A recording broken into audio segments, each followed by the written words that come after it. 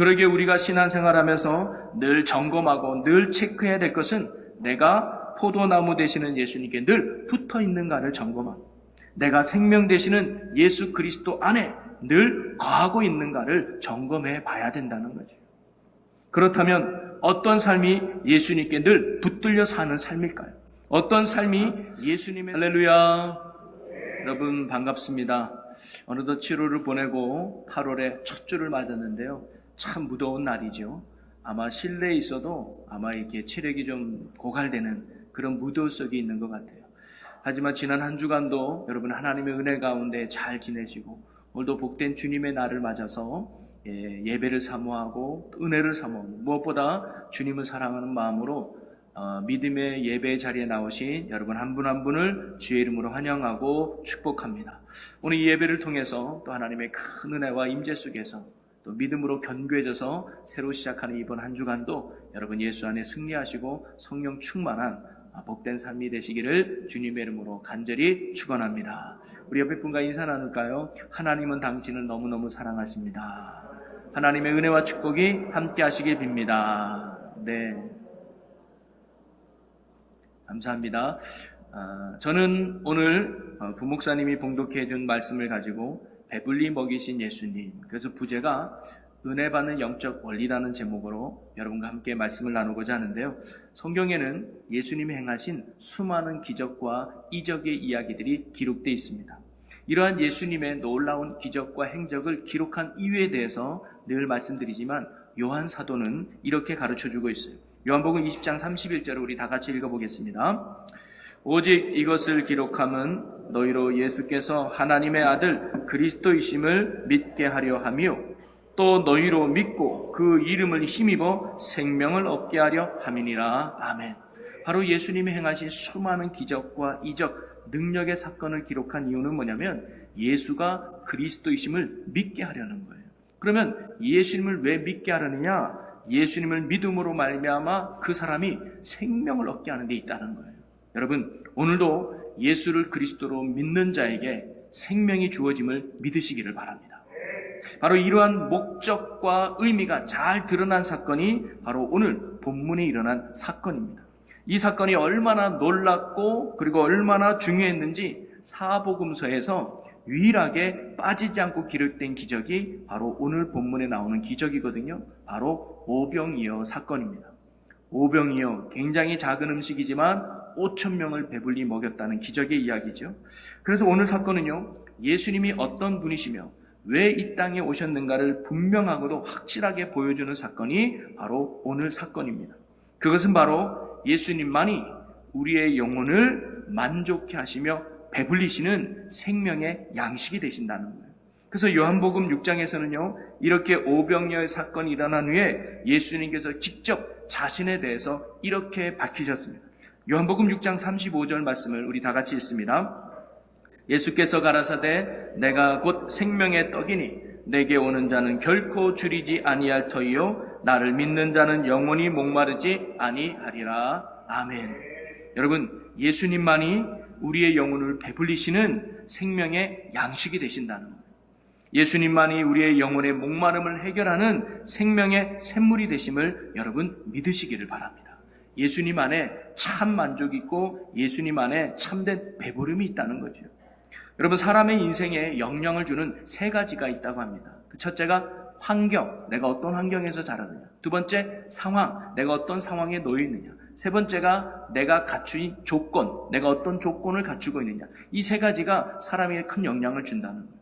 그래서 많은 사람들이 자신이 삶이 행복하지 못하는 이유, 자신의 삶이 만족하지 못하는 이유는 다 이 세 가지 때문이에요. 첫째, 환경이 나빠.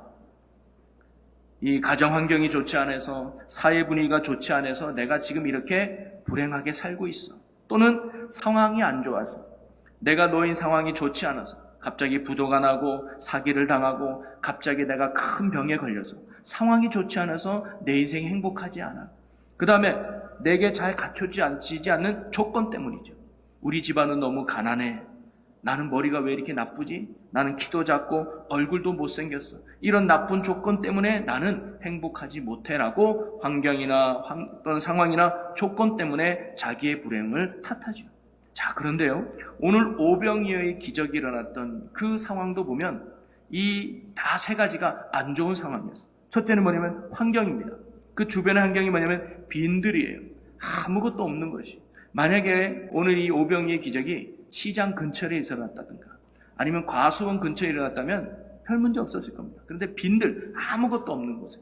그 다음에 상황, 주어진 상황이 어떠느냐? 날이 저물어지게 하루 종일 말씀을 듣고 지치고 피곤한 상황 속에 놓여 있었습니다. 그리고 조건은 뭘까요? 떡 5개와 물고기 2마리가 전부였습니다. 거기 모인 사람은 남자만 5,000명이에요. 아내와 자녀까지 합치면 10,000명에서 많으면 20,000명이나 되는 어마어마한 사람인데 고작 먹을 것은 떡 5개와 물고기 2마리밖에 없는 아주 연약한 조건이 있었습니다. 자, 오늘 이러한 오병이의 기적은요, 바로 이렇게 안 좋은 환경, 안 좋은 상황, 안 좋은 조건 안에서 이루어졌다는 것을 가르쳐주고 있습니다.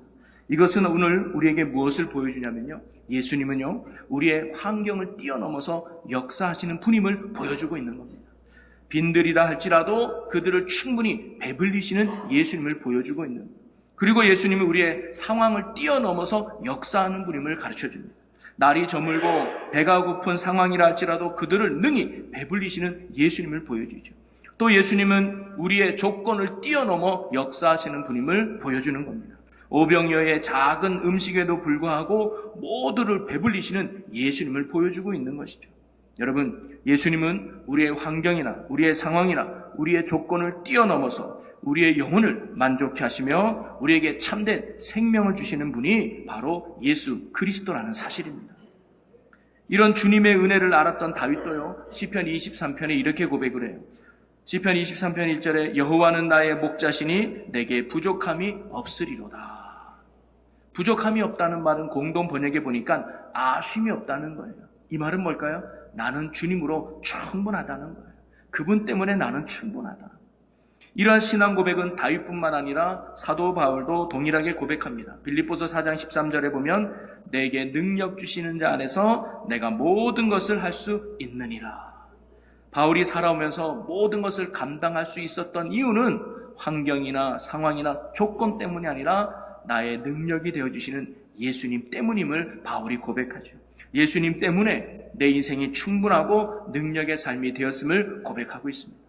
여러분, 다윗의 하나님이 그리고 바울의 하나님이 바로 오늘 우리의 아버지 하나님이신 줄로 믿습니다. 다윗의 예수님이, 바울의 예수님이 오늘 우리가 믿는 예수님이에요. 바로 오늘 우리도 예수님으로 충만한 줄로 믿습니다. 예수님만이 우리의 삶을 배부르게 하시는 영혼의 참 만족을 주시며 생명의 양식을 되심을 여러분 굳게 믿으시기를 바랍니다. 우리가 구원받는 것도 예수님이면 충분하죠. 우리가 하나님 나라 들어가는 것도 예수님으로 충분합니다. 우리가 이 땅에서 참된 평안을 누리는 것도 예수님으로 충분합니다. 여러분이 안고 있는 인생의 그 어떤 문제도 예수님이면 충분히 해결받게 되는 줄로 믿으시기를 바랍니다. 어떤 환경이나 상황이든 조건이든 예수님은 그 모든 것들을 넘어서 우리를 구원하시고 우리의 삶을 풍성하게 채우시는 이 땅의 참된 생명의 주가 되신다는 사실이죠. 바로 오늘 이 오병이의 기적은 예수님만이 우리의 배고픔을 채워주시는, 우리의 목마름을 해결해 주시는 참된 생명의 양식이 되신다는 것을 보여주는 확실한 사건입니다. 그리고 또 하나 깨닫게 하는 건 뭐냐면, 그러면 어떤 사람에게 주님은 그의 영혼을 만족해 하시며 배부름의 은혜를 베풀어 주시는가를 오늘 사건이 우리에게 또 하나 가르쳐주고 있습니다. 그러기에 오늘 저와 여러분이 예수님이 원하는 자들이 되어서 예수님으로 인해서 영혼의 참 만족을 누리며 풍성한 생명의 은혜 속에 살아가는 저와 여러분이 되시기를 주님의 이름으로 간절히 축원합니다. 자, 그러면 주님은 어떤 자에게 은혜를 베풀고 어떤 자의 굶주린 영혼을 만족해 하실까요? 첫 번째는요, 저는 나의 무능함을 주님 앞에 인정하는 자에게 주님의 은혜를 베푸신다고 봅니다. 37절 말씀해 보니까 대답하여 이르시되 너희가 먹을 것을 주라 하시니 여짜오되 우리가 가서 200데나리온의 떡을 사다 먹이리이까. 자, 예수님께서 무리들이 자기에게 오는 것을 보고 목자 없는 양같이 불쌍히 여기셨어요. 그래서 예수님은 그들에게 천국 복음을 전하고 하나님의 말씀을 가르쳤습니다. 하루 종일 가르쳤어요. 그래서 날이 저물 때까지 하나님의 말씀을 증거했습니다. 근데 시간이 오래되자 지친 무리들을 생각해서 제자들이 이렇게 예수님께 말해요. 사람들이 이제 보내서 먹게 하는 것이 좋겠습니다. 하루 종일 먹지 못해서 이들이 많이 지쳐 있습니다. 그랬더니 예수님이 뭐냐면 너희가 먹을 것을 주라 라고 명령해요. 그러자 제자들이 뭐라고 대답했다고 알아요? 우리가 가서 200데나리온의 떡을 사다 먹이리까? 라고 물어봐요. 여러분, 이 말은 그러면 우리가 200데나리온의 떡을 사다 먹일까요? 라는 긍정적인 말이 아닙니다. 예수님 뭐라고요? 우리 보고 이 많은 사람을 먹이라고요? 예수님 농담도 잘하시네요. 이 많은 사람을 먹이려면요 200데나리온의 돈이 필요해요. 오늘날로 보면 한 데나리온이 하루 품삯으로 보면 10만 원 따지면 2천만 원의 돈이 필요한 거예요. 그 한 끼로 말이죠. 이 말은 뭐예요? 예수님, 우리에겐 그런 돈이 없고요. 우리에게 그런 능력도 없고요. 우리에겐 그런 음식도 없어요. 라는 불가능한 고백의 이야기란 말이죠. 자, 그러면 예수님은 왜 너희가 먹을 것을 주라 라고 제자들에게 말씀하셨을까요?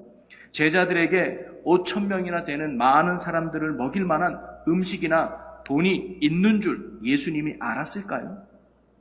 그렇지 않았을 겁니다. 예수님도 제자들에게는 그만한 음식과 그만한 돈이 없다는 걸 알고 있었어요. 왜? 예수님과 제자들이 함께 지냈으니까요. 주머니 사정도 누구보다 예수님이 잘 알고 계셨을까요? 그런데 왜 예수님은 너희가 먹을 것을 주라라는 이 말씀을 하셨을까요? 저는 그것이 사실 궁금했습니다. 그러면서 이 말씀을 묵상하다 보니까 깨닫게 된 것이 뭐냐면 제자들이 무리들을 먹일 만한 능력이 없음에도 너희가 먹을 것을 주라라고 예수님이 말씀하신 이유는 주님의 구원하심과 생명의 역사에는 나의 무능감과 나의 연약함을 인정하는 것에서 시작된다는 것을 예수님이 가르쳐주기 위함이었던 것 같습니다.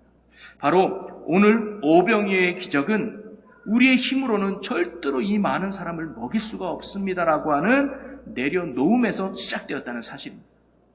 마가복음 5장에 보면 12년 동안 혈류증하는 여인이 예수님께 나와 고침받은 사건이 나오죠. 이 여인은 예수님의 옷자락만 만져도 내 병이 낫겠다라고 하는 믿음이 있었습니다.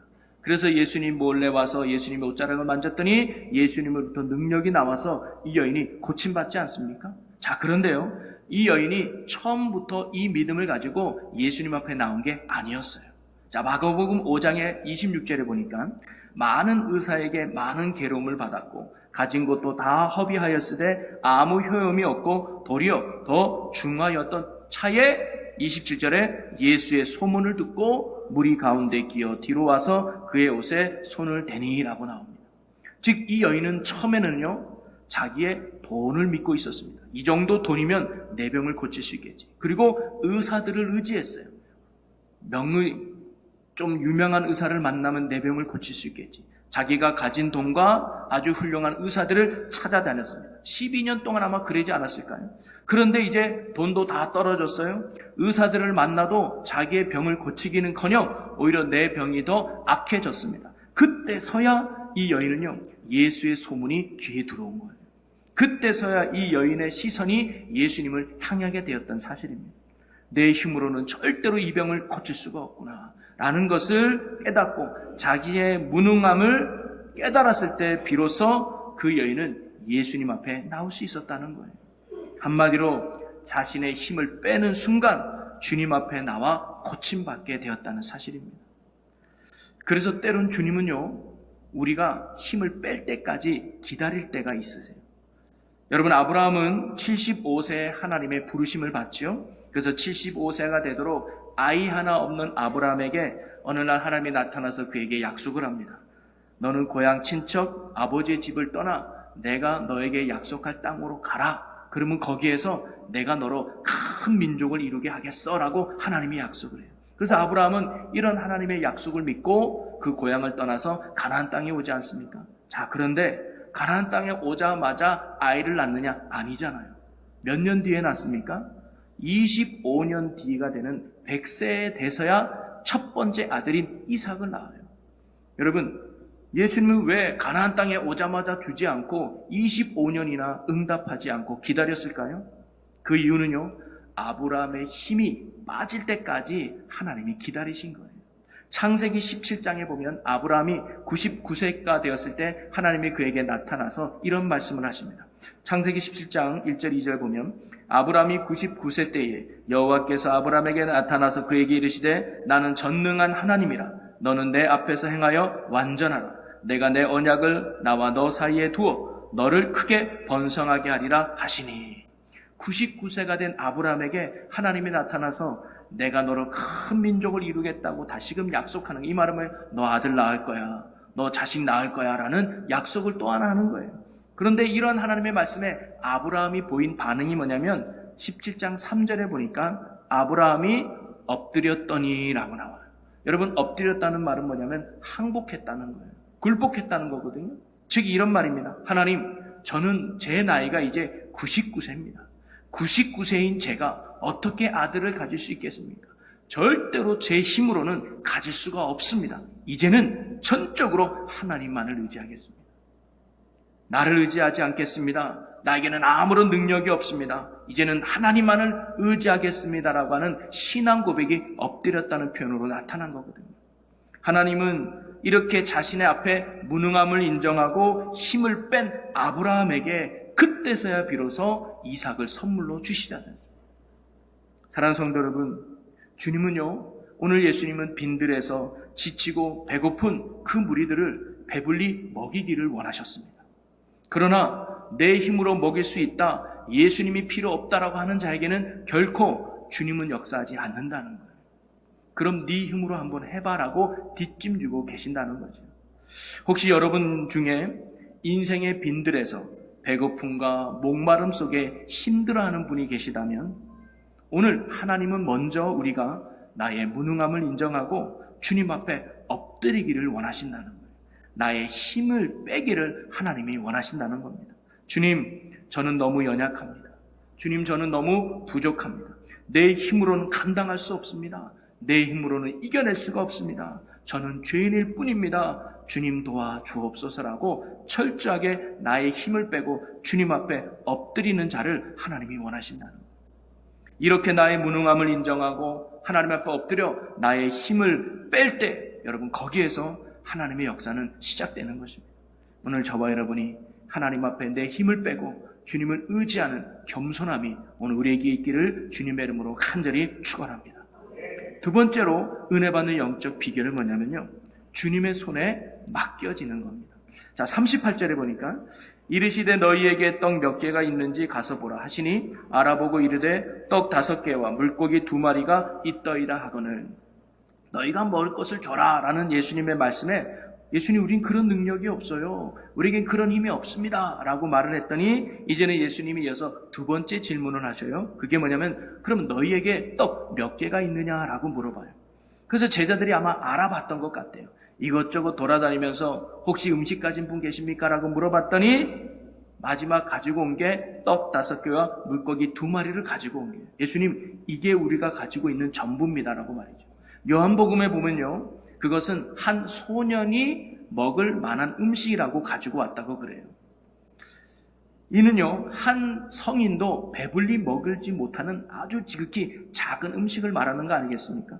그러기에 오병이어는요, 한 소년의 손에 있든 아니면 제자들의 손에 있다면 그것은 겨우 한 사람의 끼니만 채우는 아주 작은 음식에 불과한 것이 오병이어였습니다. 자, 그런데 이렇게 보잘것없는 오병이어가 41절과 43절을 보니까 어떻게 기록됐는가? 우리 한 절씩 한번 교독해 봅니다.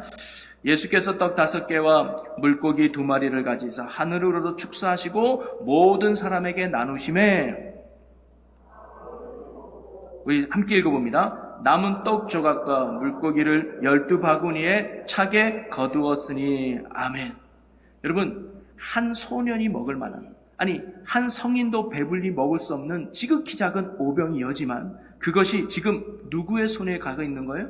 예수님 손에 들려지니까, 예수님 손에 가니까 어떻게 됐습니까? 5,000명을 다 배불리 먹이고 12강줄이나 남기는 엄청난 음식이 된 거 아니겠습니까? 여기서 우리는 두 번째 은혜의 비결을 발견할 수 있습니다. 그것은 바로 오병이어와 같은 지극히 작은 것이라 할지라도 능력 되시는 주님의 손에 붙들리면, 구원 되시는 주님의 손에 들려지면 그것은 수많은 사람을 먹이고 남는 능력이 된다는 사실입니다. 그러기에 우리가 영혼의 차한 만족을 누리며 생명의 풍성한 삶을 살기 위해서는요, 내가 어떤 형편에 있느냐, 내가 어떤 환경에 있느냐, 내가 어떤 조건 속에 있느냐는 사실 중요하지 않습니다. 정말 중요한 것은 내가 주님의 손에 맡겨져 있는가, 내가 지금 주님의 손에 붙들려 있는가가 참으로 중요하다는 사실이죠. 다윗이요, 사울 왕의 추격을 뿌리치고 그가 끝까지 살아남아 끝내 왕이 될 수 있었던 이유는 다윗이 주님의 손에 붙들려 있었기 때문입니다. 사도 바울이 전도할 때마다 자신을 잡아 죽이려는 유대인들의 극심한 박해와 핍박 속에서도 그 복음의 사명을 능히 감당할 수 있었던 이유는 바울이 주님의 손에 붙들려 있었기 때문이라는 사실입니다. 별 볼 일 없었던 시골 출신의 그 많은 제자들이 복음의 능력의 종들이 될 수 있었던 이유도 그들이 주님의 손에, 성령에 붙들린 사람이 되었기 때문이죠.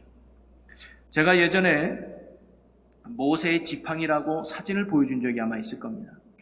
튀르키예 토카프 궁전에 정치된 이 모세의 지팡이는 지극히 평범하고 보잘것없는 정말 흔하고 흔한 막대기에 불과한 지팡이였습니다. 그런데 그 지팡이를 하나님이 붙드시니까 홍해를 가르고 반석에서 물이 나게 하고 이스라엘 백성을 광야에서 인도하는 능력의 지팡이가 되지 않았습니까? 지팡이의 크기가 중요하지 않았습니다. 그 지팡이의 길이와 두께도 중요하지 않았습니다. 그 지팡이가 어느 나무 출신인가는 더더욱 중요하지 않았습니다. 중요한 것은 그 지팡이를 하나님이 붙들고 있었다는 게 중요한 거 아니겠습니까? 요한복음 15장에 보면 예수님이 이런 말씀을 하셨어요. 나는 포도나무요 너희는 가지라. 그가 내 안에 내가 그 안에 거하면 사람이 열매를 많이 맺나니 나를 떠나서는 너희가 아무것도 할 수 없음이라. 예수님이 포도나무요 우리는 가지라는 거예요. 가지가 할 일은 포도나무에 꼭 붙어 있으면 되는 거죠. 그러면 포도나무에서 오는 영양분을 받아서 가지에는 많은 열매를 맺을 수 있는 겁니다. 그러기에 가지가 풍성한 열매를 맺기 위해서는 단 하나만 잘하면 돼요. 그게 뭘까요? 포도나무에 꼭 붙어 있기만 하면 되는 것이죠.